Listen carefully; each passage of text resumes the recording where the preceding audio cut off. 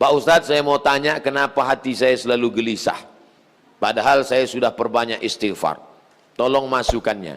Semoga Pak Ustadz selalu dilindungi Allah Subhanahu wa ta'ala. Di mana letak gelisah itu? Di dada sebelah kiri. Nama tempatnya jantung. Tapi ada yang bilang hati Pak Ustadz. Kombinasikan aja dua. Jantung hatiku. Berdegup dan berdetak di sebelah kiri. Coba rasakan. Bagi yang tak merasakan, lapor ke panitia. Kain kapan sudah siap? Makanya kadang kita bangun tidur, nggak ada angin, nggak ada hujan, risau, suntuk di dalam. Tapi begitu kita ambil wudhu, sholat, terasa dia seperti kopi yang habis diaduk, tiba-tiba bening. Ala bidzikrillahi tatmainnul qulub. Dengan banyak berzikir mengingat Allah, maka hati akan menjadi tenang. Ya muqallibal qulub, wahai engkau yang membolak-balikkan hati, tsabbit qalbi, kokohkan hatiku, ala dinik wa ala ta'atik. Apakah materi bisa menenangkan hati? Tidak. Materi hanya bisa menenangkan materi. Materi lambung.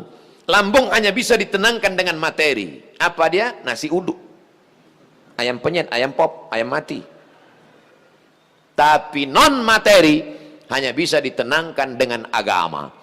Makanya orang-orang ateis yang tidak beragama, hidupnya sempit. Kata Allah, ka'annama yas'adu fis sama, seperti terbang. Kita kalau naik pesawat, terbang, take off, itu dada terasa sempit.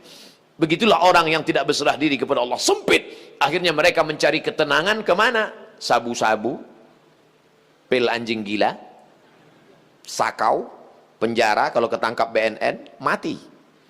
Angka bunuh diri terbesar di dunia bukan di Republik Indonesia, bukan di Asia, tapi justru di Eropa dan Amerika, karena mereka meninggalkan agama. Stres, depresi, mobil mewah tapi nggak bisa tidur malam, jam 2 malam stres, depresi. Makan obat tidur, tidur, bangun tidur, stres lagi, bangun tidur, tidur, tidur, mati. Sementara kita tenang. Begitu datang ke masjid, duduk, ngelihat muka ustadz, tertidur. Panitia penutup, bangun. Fabi ayyi ala'i rabbikuma tukadziban. Nikmat tidur apalagi yang kau dustakan? Orang barat setengah mati makan pil tidur supaya bisa tidur. Nama penyakitnya insomnia. Orang kita baru ngelihat. Berikut ini mari kita dengarkan tausiah. Demikianlah tausiah ini saya sampaikan. Kurang apa lagi? Maka kalau ada teman di sebelah tidur, biarkan. Dia sedang mensyukuri nikmat Allah Subhanahu wa ta'ala. Jadi Pak Ustadz jawabannya, perbanyak zikir. Siapa yang bersolawat 1 kali 1 hari 1000 kali, maka sebelum mati dia melihat tempatnya dalam surga.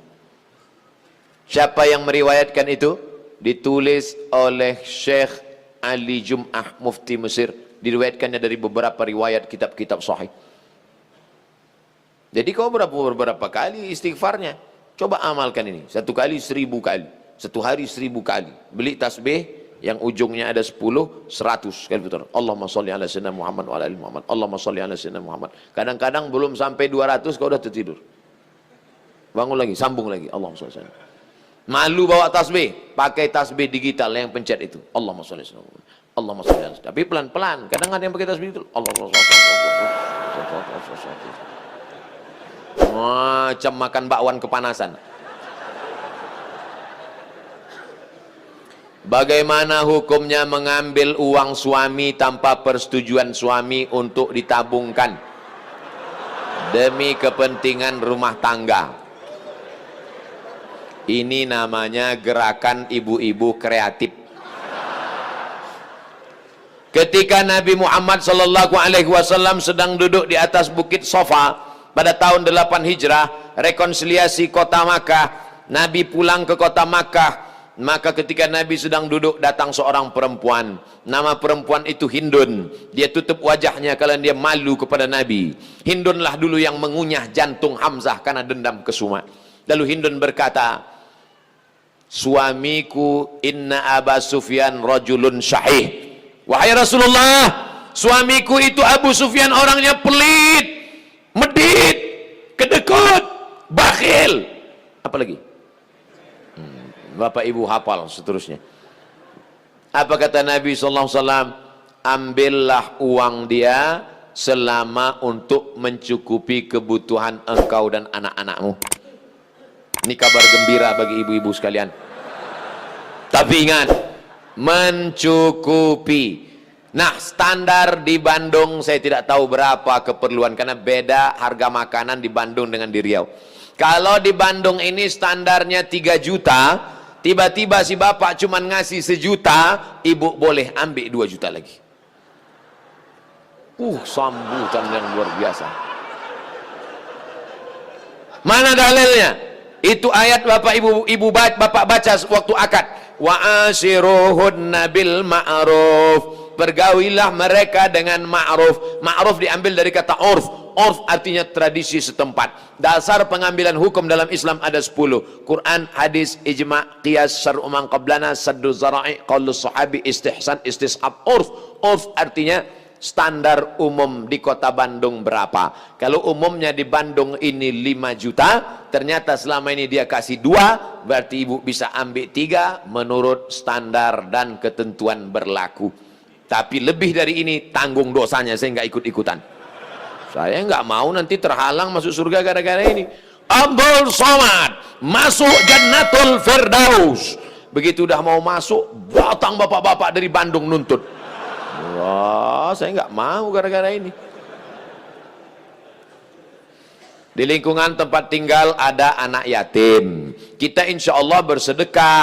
Tapi di saat ada keluarga yang sangat butuh bantuan, gimana Pak Ustadz?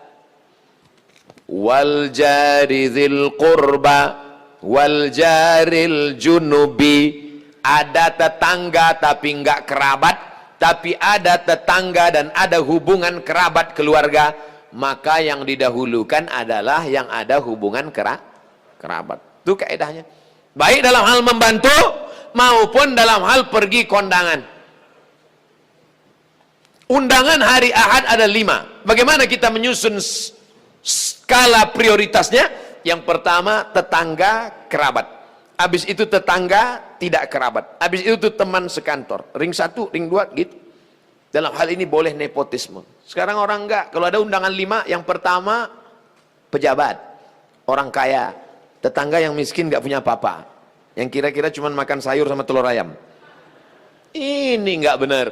Oleh sebab itu dalam hal membantu dulu keluarga. Tapi sekarang orang lebih mau bantu orang lain daripada bantu keluarga. Kenapa kamu lebih mau bantu orang lain daripada keluarga? Kalau bantu orang lain, pujiannya melambung. Kalau bantu keluarga, masa cuma ngasih segini? Oleh sebab itu maka setiap keluarga membantu keluarganya, skala prioritas, tapi setelah itu tetap membantu fakir miskin, anak yatim. Ara'aital ladzi yukadzibu biddin? Tahukah kamu siapa itu orang yang mendustakan agama? Orang yang mendustakan agama bukan orang sekuler liberal. Orang mendustakan agama adalah fadzalikal ladzi yad'u yatim, menyia-nyiakan anak yatim, wala yahuddu ala ta'amil miskin, membiarkan fakir miskin. Fawailul lil musallin, lalai dalam salat. Alladzina hum an salatihim sahun, alladzina hum yura'un, riya, wa yamna'unal ma'un, melarang orang berbuat baik, tolong menolong. 5 ini mudah-mudahan kita tidak termasuk dalam pendusta agama. Ustadz, tolong doakan muslim saudara kita di India. Itulah senjata kita terakhir. Kalau ada lembaga-lembaga yang terpercaya memberikan dana, maka kirimkan dana untuk membantu rumah mereka yang terbakar, saudara mereka yang terkapar, rumah mereka yang hancur, sumur bor, sekolah anak-anak pengungsi. Dulu Suriah, Palestina, Bosnia Herzegovina, Uighur, Rohingya. Coba perhatikan. Palestina, Bosnia Herzegovina dibantai oleh Slobodan Milosevic, Ali Izzet Begovic, ambis presidennya, matang Uighur, datang Rohingya, sekarang India.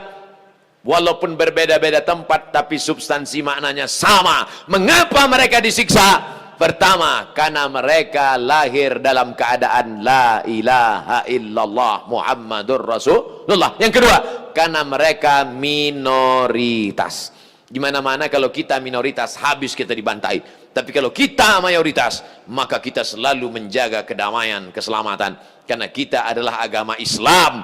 Islam berasal dari kata salam. Salam artinya damai. Maka insya Allah, kalau kita menjadi mayoritas, maka saudara-saudara kita yang minoritas akan terjaga dalam kedamaian insya Allah. Amin ya rabbal alamin. Ala hazihi niyah, untuk niat yang baik. Al-Fatihah. A'udzu billahi minasyaitonir rajim. Bismillahirrahmanirrahim. Alhamdulillahi rabbil alamin. Ar-Rahmanir Rahim, Maliki yaumiddin. Iyyaka na'budu wa iyyaka nasta'in. Ihdinas siratal mustaqim. صراط الذين أنعمت عليهم غير المغضوب عليهم ولا الضالين آمين. اللهم انصر إخواننا المستضعفين في فلسطين.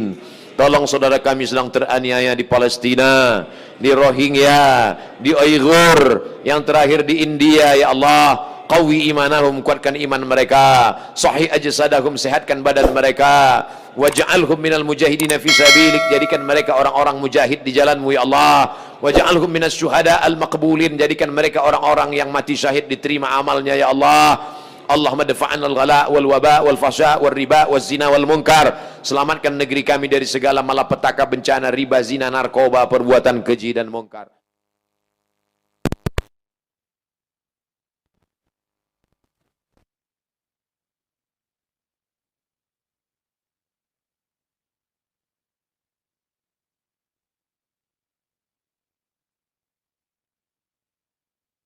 Majlis ini pulang dalam keadaan diampunkan silap salah dosanya. Allahumma ja'alna banana wa banatina min hafazil Qur'an wal hafizat. Jadikan anak-anak kami menjadi para penghafal Al-Qur'an. Minal mujahidina fi sabilik bi amwalihim wa anfusihim. Mereka menjadi pejuang menolong agamamu dengan harta dan nyawa mereka ya Allah. Allahumma ja'al akhir kalamina inda intihai ajalina. Jadikan akhir kalam kami ketika ajal kami tiba, saat malaikat maut mencabut nyawa. Ketika itu keluar dari mulut kami